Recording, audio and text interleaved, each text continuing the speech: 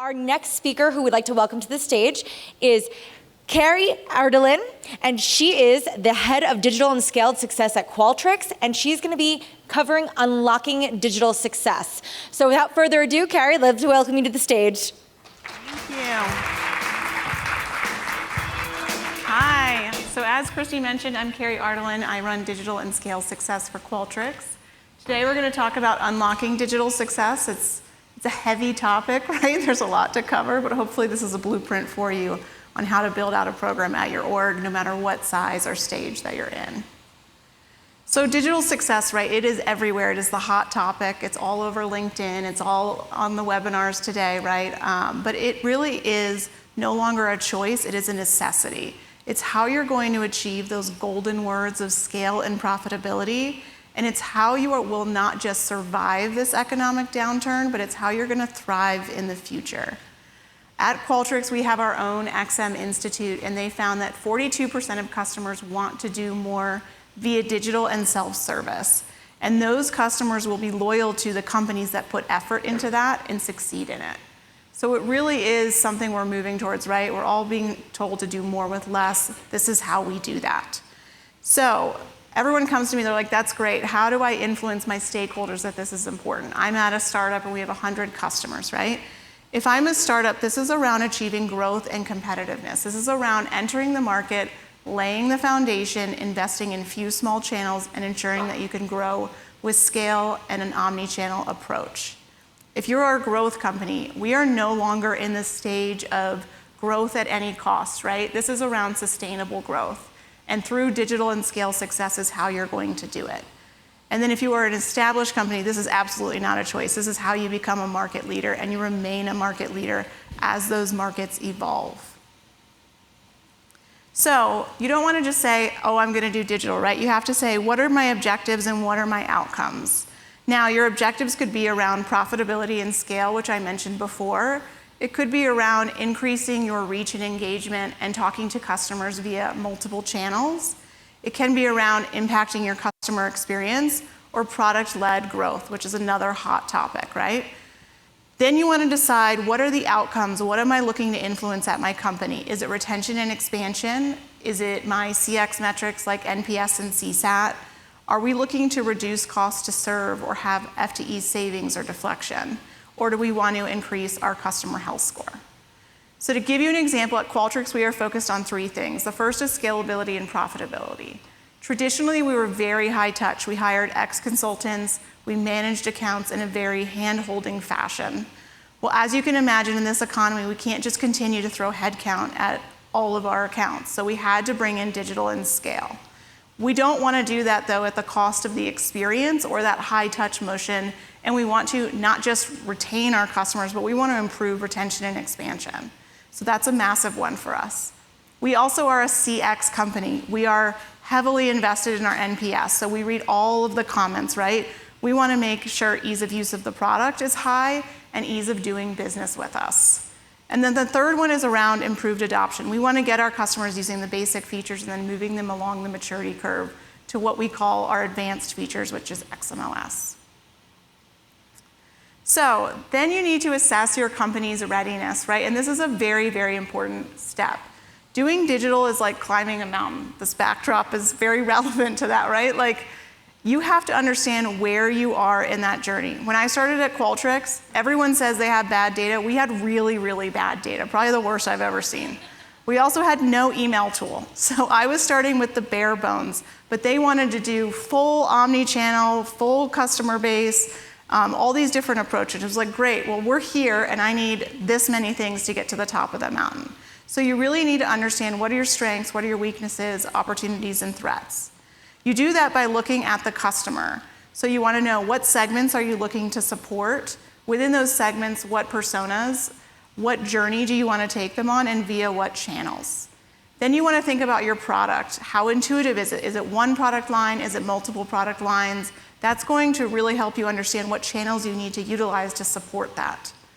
And then the third one is a big one, is operations. You will absolutely need data to become personalized and customized. You will need systems and tools. And it is one thing to digitize and automate something, but there are still humans in this process, as much as we like to say that they're not, right? Someone needs to take that data and do something with it. So you will have to have operations and workflows on the back end. And then the bottom one is the most important. I talk to so many companies, they say, we want to do digital, but we're going to give it to this junior employee and we're going to give them zero budget. Well, guess what? It's not going to work, and not today. It's not email only. We are omni-channel. We have AI, we have self-service portals. It's getting very advanced quickly, so you need to understand where do you want to fall in that spectrum and how much do you need to invest to get there. And that comes through go-to-market alignment, sponsorship, and budget. So let's focus on the customer aspect first. You need to decide what segment is the biggest impact for you. Traditionally, everyone starts on the long tail, and they do that because those individual customers might be very small revenue, but in aggregate, it's massive. It might be 30, 40, 50% of the business, right? You started to see scale come out, now you're starting to see digital because you cannot manage those accounts one-to-one. Now, with the economic downturn, we are starting to see that eke up into the mid-market. Those book sizes are going from 1 to 30 to potentially 1 to 45 or 1 to 60. We are having to scale what our mid-market teams do, and that is through automating repeatable tasks, offering digital and self-service. Now you also are starting to see companies like Qualtrics going after the entire customer base. And this is around improving all of your offerings and services and allowing your entire customer base to self-serve and engage with you in the channels that they want when they want. To the right, I've given examples of how we are doing it today, depending on which segment, and we'll go into greater details of this in the slides and real-world examples. But if you start with the traditional model with scale, this is a pooled model, okay? We don't have assigned CSM or named CSM. A portion of that is digital only. So in this group, it is purely digital first. We want them doing as much self-service as possible, but we will throw alerts to our frontline team if they're hyper risk or hyper growth, and we help them decide which accounts they need to prioritize. If you're in the mid-market, again, you have an assigned CSM that's probably 1 to 30. We might be pushing those 1 to 45, 1 to 60. This is around automating some of the administrative tactical tasks that they're doing so that they can take on more books and be more strategic. So you can use like email, in-product pushes to move them along that journey, but then you can also offer them self-service. Now, in the covered book, we have assigned CSMs. We have assigned CSMs by product line, so heavy account teams. We will not spam this tier. That is going to make my boss very, very unhappy. So what we do is that we have success plans. We have a portion that is monetized. When they buy that success plan, we'll say, welcome. Here's how you can go and manage your services. And what that does is it brings them into our self-serve portal. They can get access to a TAM. They can get access to a consultant or office hours. They can see their utilization of that package. While they're in that portal, they can achieve the same benefits that our mid-market and our scale customers see, such as self-service onboarding, training, submitting tickets, thought leadership, et cetera. And we continue to pump new features into that portal. So this is just some ideas on how you can engage on the segment. But again, you want to understand what's the biggest impact for you. Where do you want to start? A lot of people start on the long tail and move their way up, but you have to decide that based on your company. Within that segment, you are going to have personas. So if I'm focusing on the long tail, maybe it's a limited number of personas like users and admins. If I'm doing all up on the customer base, I might have multiple personas. I've kind of generalized this for you here on this slide with users, admins, influencers, and decision makers. Now, B2B companies are now taking much more of a B2C approach and engaging with users. And they're doing that because we see them at the top of the funnel. If I can get users organically using our product, well, guess what? I just made the job easier for admins, influencers, and decision makers. It's much, much harder to get an admin to get a user to do something than it is for me to go direct to the user. You may not all have that possibility, right? There are different rules around that, but it is really understanding what the user needs to do and sending them through that journey. We should all be very familiar with that motion. We all have our phones. We get prompts if we're not using an app. It's very similar to that. Beyond users, you have admins, and admins are probably managing multiple technologies at this point. Unless you're like a Salesforce, you don't necessarily have a dedicated admin. And they don't want to get on calls with you every week anymore like they did in the past. So we need to make their jobs easier. We can do this through toolkits of how they can roll out your tool at their organization. They can get training for themselves and their users, right? We can help them see product releases or thought leadership so that they can have certain outcomes that they're looking to achieve. And then beyond admins, we have influencers. And influencers are on some sort of career trajectory, right? They have an outcome, they have a need, they need to be innovative, and they need to execute on that. So this is really about feeding them thought leadership, but also execution. A lot of companies miss the execution part. You need to tell them how they're going to do that innovative idea with your product. And you can do that via newsletters, you can utilize your community. We are testing out like outcome cohorts and having people work on those kind of outcomes in a group. And then we're also doing webinars with breakout sessions and things like that. So there are multiple ways you can feed them that content, but you need to think about how you would do so. And then the last one is decision makers. We all want decision makers at the table, but you're seeing more and more that they are not able to be at that table because of the multiple technologies that they're managing. So you are seeing the emergence of digital executive business reviews, ROI justification, executive summaries of what their users are doing. You can also feed those decision makers with thought leadership and create a network around them. Once you have your segment and your personas, you have to say, what journey are we going to take them on? Now, this is a very simplified view of a customer journey. I know they're not as linear and easy as I might make it seem here, but for the sake of the slide, we're going with it. But with a journey, I like to sometimes start on the tail ends with onboarding and renewals, and I'll explain why. Onboarding. Onboarding is your first impression. It is very, very important, and they churn at higher rates. You need those customers to get faster time to value. Onboarding also has a lot of repeatable tasks that you can digitize, right? We just had a great session on how you can do that. And there's also milestones that you can measure throughout that process to see if they're meeting those tasks and if they're onboarding successfully. Onboarding is also a great way to get your customer started off on a digital foot. It is much, much harder to teach a customer to self-service later than it is to start with it. So I always like to start with onboarding. Renewals is another area, and I look at renewals because it is very operational, it's transactional. Renewals teams have headcount challenges normally of the time, so there's high impact there. And there's cool ways to do it now. So with renewals, you can self-serve license details, their contract documents, utilization if you want to show that.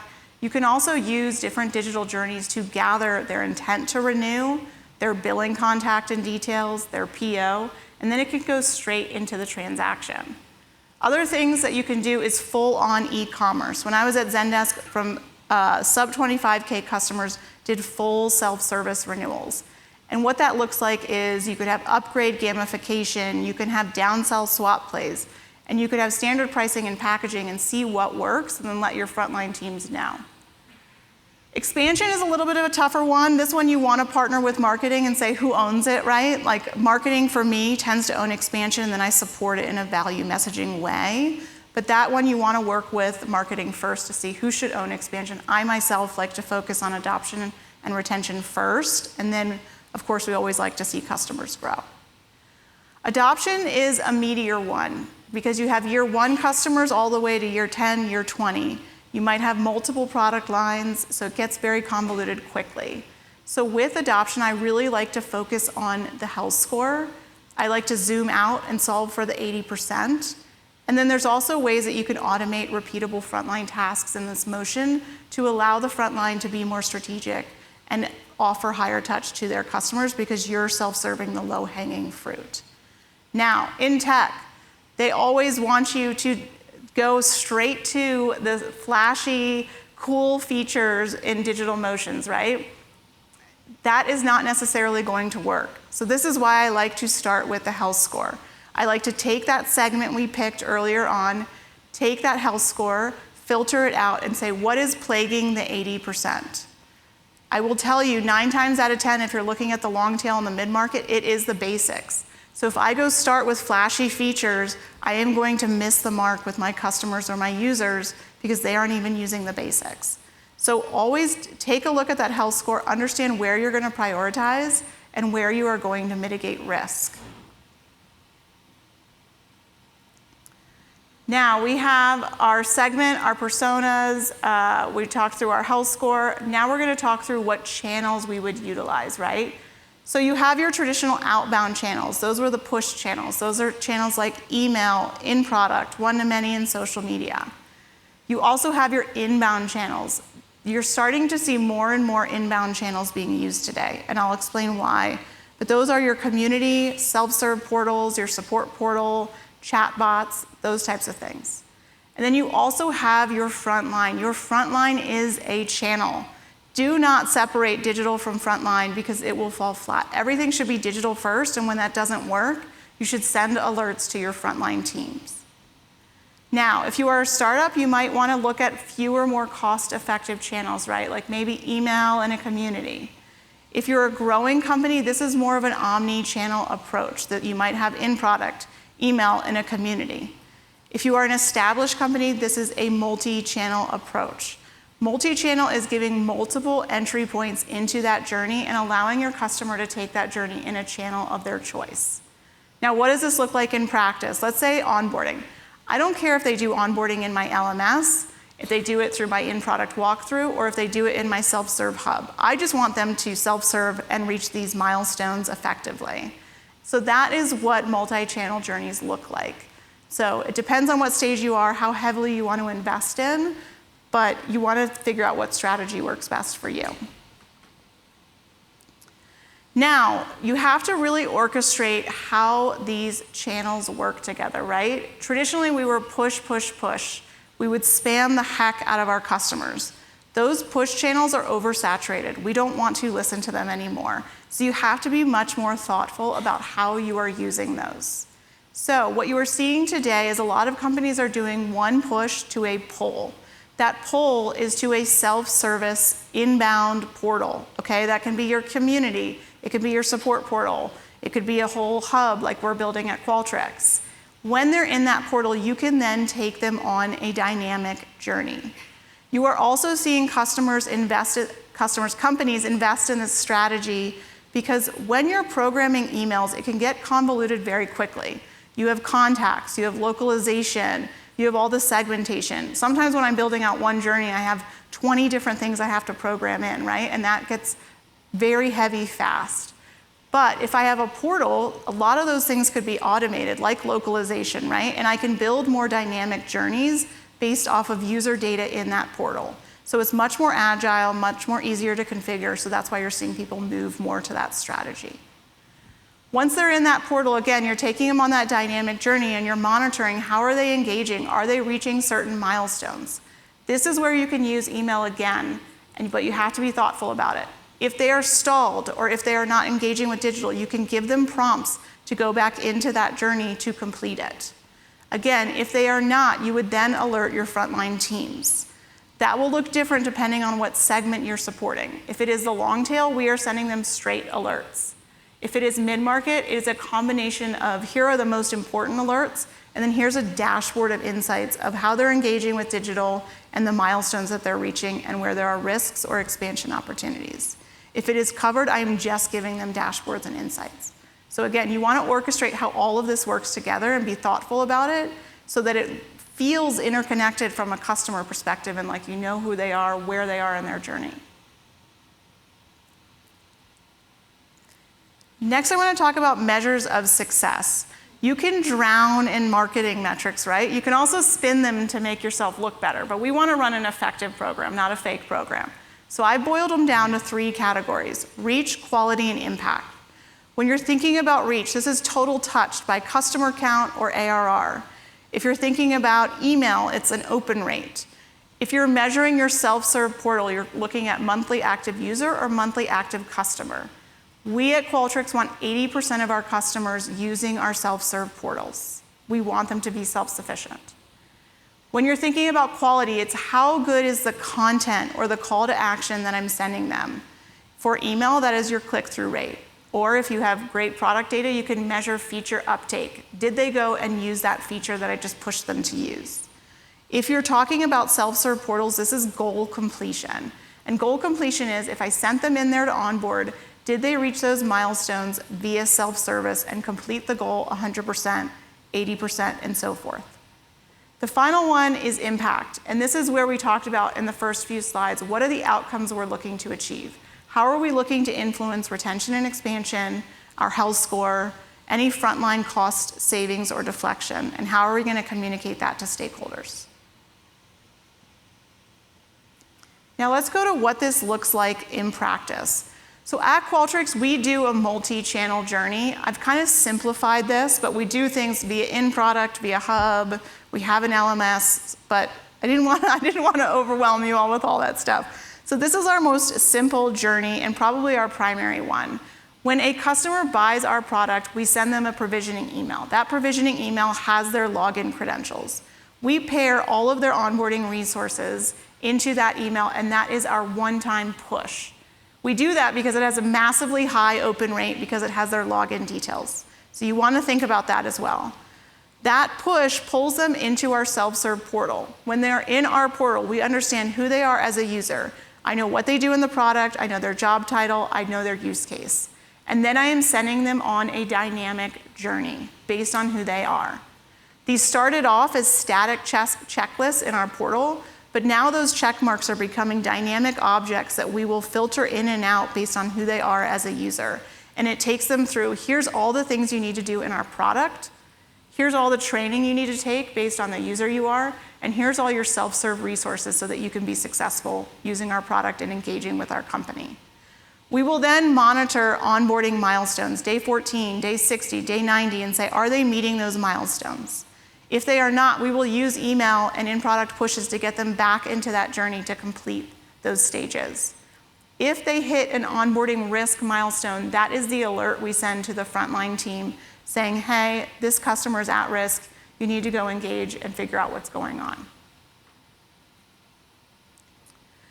Adoption example, like I said, I was looking at the scale and mid-market book. When I looked at it, they were not adopting the basics, okay? They were not logging in, they were not creating surveys, they were not collecting responses. So I needed to go solve that first. Guess what? They weren't in the product, so I had to use email for this. I can't use in-product pushes because they aren't there, they won't see it. So we created a series of emails where it was user not logging in, user not creating a survey, user not collecting responses. And again, we took that user data and we gave them, if they hadn't created a project, different use case ideas to get them back into the product and using it. We will then measure, did they go back into the product and take that action? If they did not, we will prompt them again, maybe one more time. And then if they're reaching a risk that is tied to an upcoming renewal, we will trigger that alert to the front line and say, hey, they're not logging in or they're not doing the basics. You need to go secure this renewal and see what's going on. So I know I kind of blew through kind of a whole digital program and how to set it up. At a high level, I wanted you to understand how we think about it at the different places and times that we're trying to build these journals or bring our customers in. But I wanted to save some time for questions if anyone had them. Oh, amazing. You said that the journey that each customer gets once they get into the portal is personalized to them. Is that based on like the sales rep or onboarding specialist putting in that like that individual is this persona, or how do you determine that? So we have user product data, right? We know who they are in the product, like what role they are in the product. Are they a user? Are they a brand admin? We also have invested heavily in contacts master data management. So we have centralized all of our contacts, users in the product, Salesforce contacts, et cetera. We then use tools like Zoom Business Info to enrich those contacts, to give us their job title, et cetera. When they come into the product for the first time, we do ask questions as well. What are you using it for? Those types of things. So then we can send them on a customized journey. My data team on the back end, we didn't want to tell customers what persona they were. So we actually use AI to group them into cohorts to say, these are like use cases, or these are like personas, and then we pump in what they need based on training and what they should do in the product, et cetera. I'd love your thoughts on partnerships. So post-sales kind of customer marketing teams. Obviously the product teams are a big part of this support, and they're all under different leaders, I imagine, within your organization. So how do you think about orchestrating the multi-channel approach when they're under different leadership and may have different metrics and things of that nature? Yeah, it's challenging. We do build cohorts and councils, right? So we have an onboarding council. So a lot of times we'll aggregate metrics of like, here's our onboarding NPS, here's our retention rate, et cetera. And then we will gather NPS direct quotes and feedback around that. So we try and create a compelling message of why they want to get involved despite having different metrics. And then we decide who owns what, right? If it's onboarding, we say, hey, professional services, we're getting feedback here. Can you tell us what we can automate in this approach, or what data should we be using to clean this up and make this more customized and user-friendly? From a marketing perspective, we do have a monthly meeting where we say, here's all of our events that are going out, here's all of our emails that are going out, and we structure that calendar so we are not overlapping on messaging because we don't want to spam our customers. We did that for a long time, and we are trying to get out of that. So it is really about creating councils and being intentional about it. And like I said earlier, in digital, you have to be very persistent and persuasive. It is massively about influencing skills and finding what's in it for you and me and achieving common goals.